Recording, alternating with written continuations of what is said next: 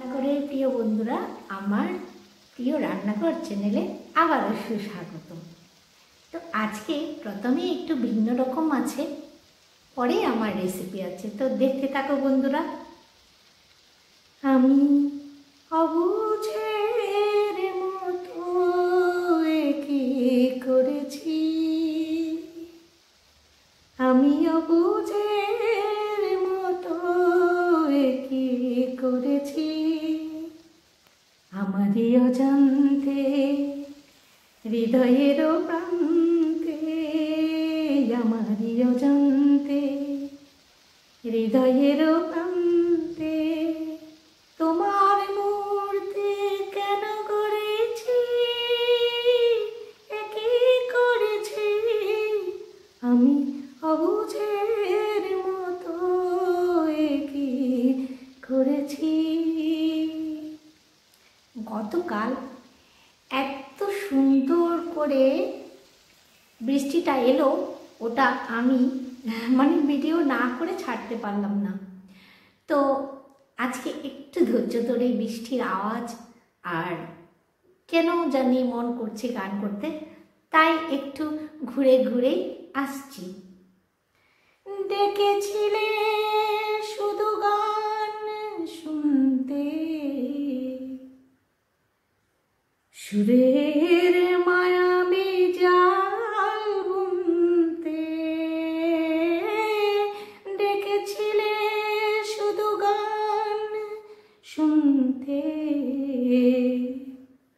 সুরের মায়াবী জাল বুনতে, কখন যে হয়ে গেছি মুক্ত সেই সুরে বিনায় আমি বলেছি, কি করেছি, আমি অবুঝের মতো কি করেছি। এখন কি হবে তুমি বলো না, কিভাবে হৃদয়টাকে মেনে নেবে ক্ষণিকের ছলনা, এখন কি হবে তুমি বলো না, কিভাবে হৃদয়টাকে মেনে নেবে ক্ষণিকের ছলনা, যে বাঁধনে জড়ালাম চিত্তে, কি করে মানব সে যে মিথ্যে, যে বাঁধনে জড়ালাম চিত্তে, কি করে মানব সে যে মিথ্যে, সাথ করে দেখেছি যে স্বপ্ন,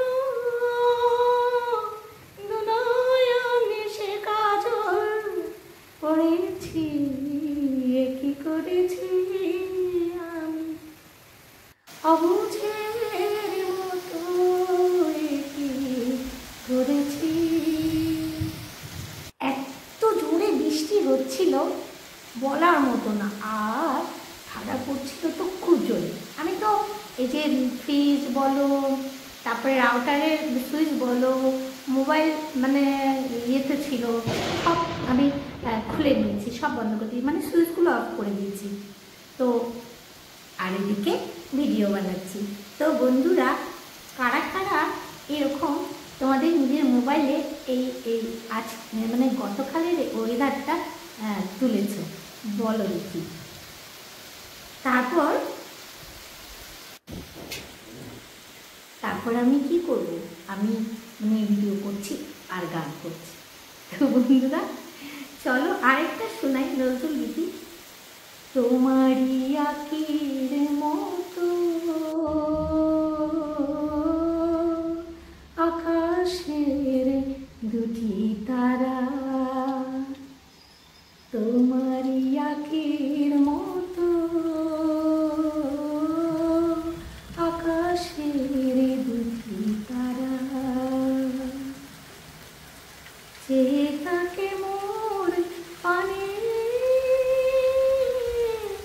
মিশে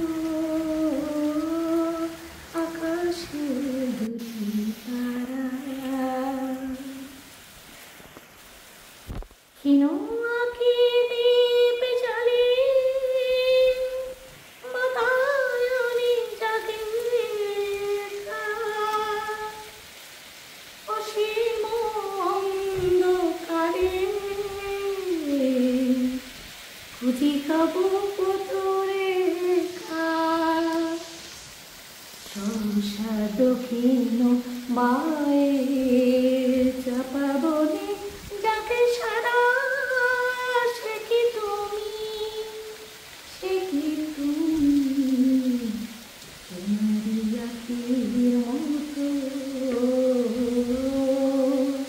আকাশে দেখি তারা, মনে লাগে না তুমি বিনা, মোর জীবন যেন চাকরি না রজনী হারি,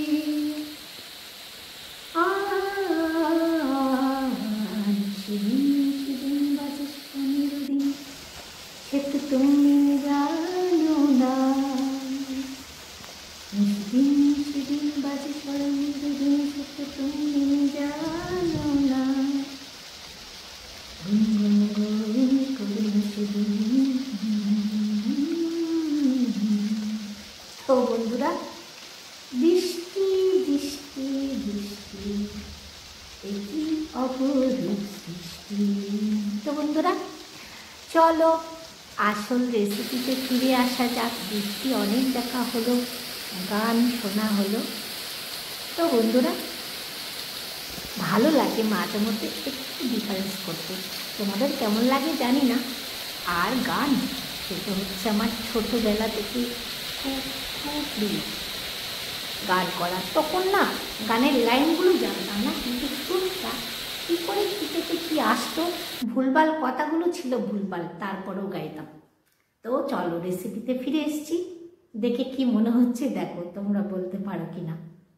তো এই রেসিপিটা বানাচ্ছিলাম গতকাল, বানাতে বানাতে মানে দেখতে দেখতেই কেমন অন্ধকার হয়ে গেছিল।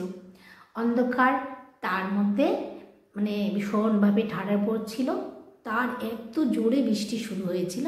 তো আমি মানে লোভ সামলাতে পারিনি ভিডিও করতে। তো তোমরা আজকে প্রথমেই আমি রেসিপিটা নিয়ে না আসার জন্য তোমাদের কাছে মার্জিত। তো চলো, আশা করি তোমাদের ভালো লেগেছে, মানে খারাপ লাগেনি প্রথম থেকে। তো রেসিপিটি আমি কি করে বানালাম চলো দেখতে থাকো এবার। তো সবাইকে আমার অশেষ অশেষ ধন্যবাদ এবং ভালোবাসা জানিয়ে রেসিপিটি শুরু করছি আজকে। তো বাজার থেকে এটা 12 মাসি আম নিয়ে এসেছি আমি। এখানে 500 গ্রামেরও বেশি হয়েছে, 600 গ্রাম হয়েছে। তো আমটাকে মানে আগে আমরা গরমকালে না একটু পাতলা করে করি, একদম পাতলা ডালের মতো করে। তো এবার একটু ভিন্ন রকম করে করলাম, যাতে একটু মানে পাঁপড় দিয়ে খাওয়া যায়। তো আমগুলো ছাড়িয়ে মানে আমি দুফালি করেছি, তার বেশি করিনি, কারণ আমগুলো খুব একটা পুষ্ট হয়নি। তো পুষ্ট না হওয়াতে ওজন্য আমি দুফালি করে নিয়েছি। এবার দেখো ভেতরের সেই আটিটা আমি ফেলে দেব। ভেতরের আটিটা ফেলার পরও আরেকটা চামড়া পাতলা থাকে, ওটাও কিন্তু তোমরা অবশ্যই ফেলে দেবে। দেখো আমি নিয়ে নিয়েছি এভাবে প্রত্যেকটা আটি, আর ভিতরে যে চামড়াটা থাকে পাতলা সাদা একদম কাগজের মতো, ওইটাও কিন্তু তুলে নিও। তো আমাদের এই যে রান্না করার শখ, আমার কিন্তু সত্যিই খুব শখ, মানে বিভিন্ন রকমের প্রতিদিনই আমি শুধু খুঁজতে থাকি নতুন কি রান্না করব, নতুন কি রান্না করব। তো কারো কাছ থেকে যদি উৎসাহ পাওয়া যায় সেটা কিন্তু ভীষণ ভালো লাগে। মানে আমাদের ফ্যামিলির কেউ যদি বলে হ্যাঁ এটা রান্না করো, আমার হাজব্যান্ড বলো, আমার ছেলে বলো, বা কোনো রিলেটিভ বলো হ্যাঁ এটা রান্না করো, এটা রান্না করতে ভালো লাগে। তো এখানে প্রথমে আছে আমার ছেলে, ছোট ছেলের এগুলো ভীষণ উৎসাহ। আর হচ্ছে আমার ছোটো বোনও কিন্তু আমাকে বলে দিদি এই রেসিপিটা বানা। তো এই করে দেখো আমি দেখতে পেয়েছো জলের মধ্যে সামান্য নুন দিয়ে জলটা একটু গরম হওয়াতে আমি আমটা কিন্তু ছেড়ে দিয়েছি। তো এটা খুব বেশি সেদ্ধ খাবে না, মানে 3 মিনিটের মতো বড় আছে তুমি যদি সেদ্ধ করো এটা কিন্তু একদম নরম হয়ে যাবে। তো আমি একটু ঢাকা দিয়ে অন্যান্য কাজ করছিলাম। ঢাকা দিয়ে রেখে দেবো এবার। তারপর ফিরে আসবো তোমাদের কাছে যখন সেদ্ধ হয়ে যাবে। তো যেটা বলছিলাম, ছোটো বোন কিন্তু মাঝে মধ্যে আমাকে ফোন করে বলে, দিদি এই রেসিপিটা বানা, এরকম এরকম করে বানা, আমি করি, এটা খুব ভালো হয়। তো সেইটাও কিন্তু খুব ভালো লাগে। তো দেখো এবার এটা সেদ্ধ হয়ে গেছে, আমি ঢাকাটা তুলে এবারে এটা এভাবে আমি মানে এটা চাইলে ওই যে ডাল ঘুটার ঘুটনি থাকে সেটা দিয়েও কিন্তু করতে পারি, ওটা দিলে কিন্তু একটু টুকরো টুকরো থাকবে না। তো একটু টুকরো টুকরো থাকার জন্য আমি এটা দিয়ে এভাবে করে নিচ্ছি। দেখো মানে 3 মিনিট থেকে 3.5 মিনিট সেদ্ধ করেছি, এত সুন্দর সেদ্ধ হয়ে গেছে। তো চলো, হয়ে গেছে এটা ম্যাশ করে নিয়েছি এটা দিয়ে। তারপর এখানে আমি কিছু কিশমিশ দিয়ে দিলাম। এবারে আমি আলু বোখরা আছে 5-6টার মতো ছোটো ছোটো আলু বোখরা দিয়ে দিয়েছি। এরপরে আমি কিছুক্ষণ এটা একটু সেদ্ধ হতে দেব, যাতে আলু বোখরাটা সেদ্ধ হয়ে ওখান থেকে ফ্লেভারটা বেরিয়ে যায় আলু বোখরার। তো আমরা বিরিয়ানিতে আলু বোখরাটা খাই, বিরিয়ানিতেই বেশিরভাগ সময় খাওয়া হয়, চাটনিতে খুব একটা বেশি দেওয়া হয় না, মাঝে মধ্যে। এবার দেখো আমি এখানে স্বাদ মতো চিনি দিয়ে দিলাম। তো তোমরা চাইলে সুগার ফ্রি বলো বা গুড় দিতে পারো, যে যেটা খেতে পছন্দ করো।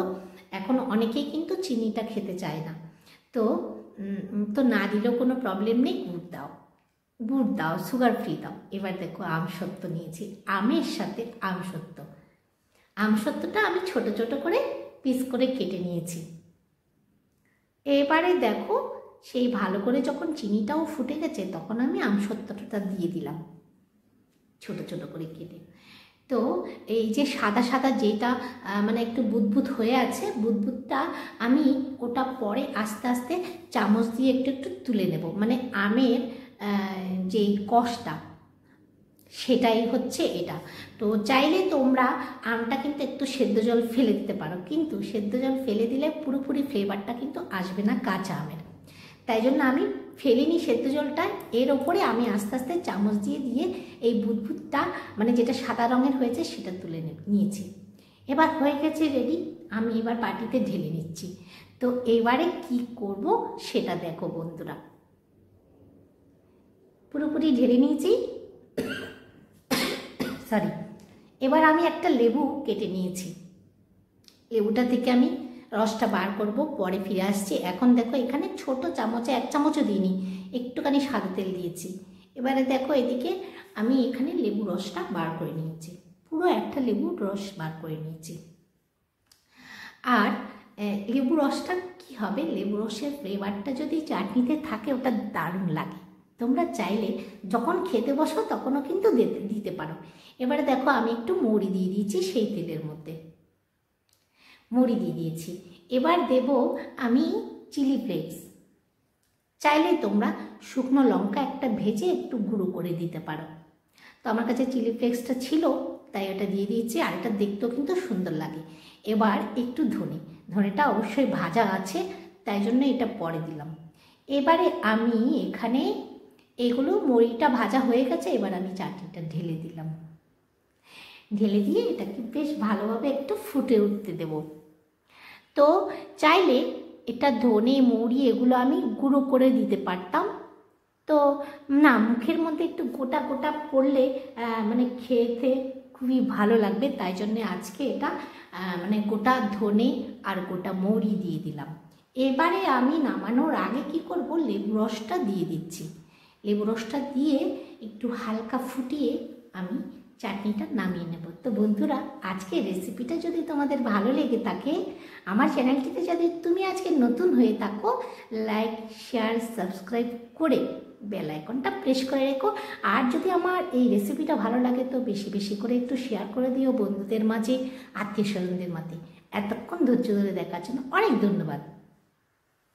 তো বন্ধুরা চলো, ভিডিওটি যদি এভাবে যদি রেসিপিটি যদি করে না থাকো একবার করে দেখো, কিন্তু দারুণ টেস্টি হয় এই চাটনিটা। গরম তো আসছে, গরমের দিনে মানে দুপুরবেলা খাওয়ার পরে যদি এই চাটনিটা খাই আমাদের হজমের জন্যও ভালো হবে, আর মানে মুখরোচক কিছু একটা আমরা দুপুরবেলা খাওয়ার পরে যেটা একটু চাই মনটা, একটু চাটনি চাটনি ভাব, সেটা তো হয়ে গেল।